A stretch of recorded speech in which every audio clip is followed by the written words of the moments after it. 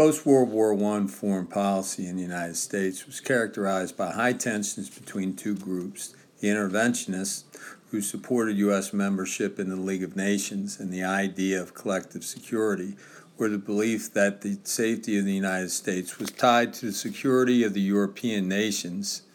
The other group pushed for the United States to return to its isolationist ways of the 1800s. The nativists wanted the United States to focus on improving the lives of Americans at home, while the anti-war movement pushed for the country to reduce the size of the military through disarmament.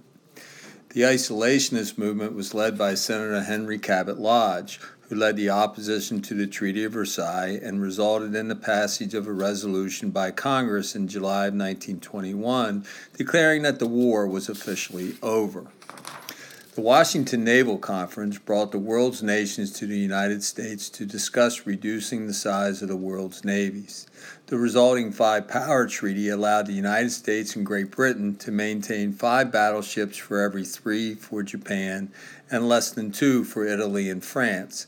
However, smaller warships were not limited, so many nations began building these smaller warships, and the attempt to reduce the size of the world's navies was really limited. By 1928, the nations came together again to sign the Kellogg-Briand Pact.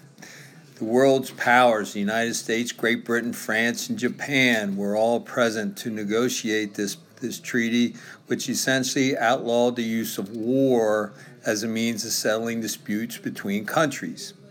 The problem was that there was really no way to enforce this treaty, so when Japan invaded Manchuria in 1931, the world's powers could do nothing to stop them because no one wanted war.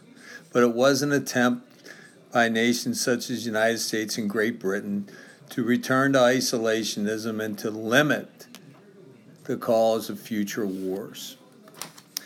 As World War II descended upon Europe and Asia, Americans remembered the horrors of World War I and were reluctant to become involved in the war. Americans had attempted to stay neutral in other European wars, such as the War of 1812 and World War I. However, each time the nations at war drew them into the conflict through actions which placed Americans in harm's way. So, in the mid-1930s, the U.S. Senate created the Nye Committee to investigate our entrance into World War I. They concluded our involvement was due to pressures from our munitions industry, whose owners stood to make big profits by selling weapons to the warring nations. A prolonged war meant huge profits for those nations. American bankers had loaned billions of dollars to the Allies and wanted to make sure that those loans were going to be paid back. The presence of U.S. ships in the war zone also antagonized the Germans. So Congress passed a series of neutrality acts between 1935 and 1937, which prohibited the sale of weapons to nations at war, loaning money to nations who were at war, prohibited Americans from traveling on ships of nations at war, and American ships from entering the war zone.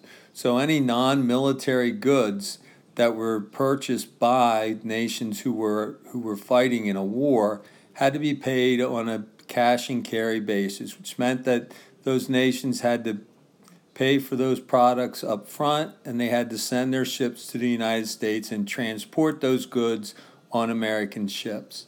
By 1938, American Congressman Lewis Ludlow had proposed a constitutional amendment.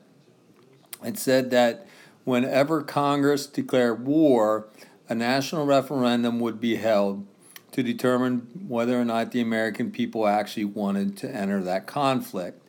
Even though Ludlow proposed this amendment several times, he was defeated on each occasion. So as a result, you can see that after World War I, the United States, even though it was a dominant world power, was still not prepared to accept its responsibilities. We were more interested in returning to our isolationist ways and letting the Europeans handle their own problems.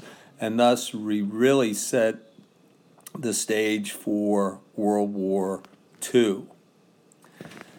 On the following slides, 11 through 14, you will see a series of excerpts from speeches by President Roosevelt, his I Hate War speech, and his collective security or quarantine speech. You also see two political cartoons. On your graphic organizer, you are to analyze the documents and then answer the following questions for each document. Did the document support U.S. neutrality or U.S. intervention into the conflict? You must provide specific evidence from the document to support your response. Place all answers on your graphic organizer and be ready to discuss each primary source document in class tomorrow.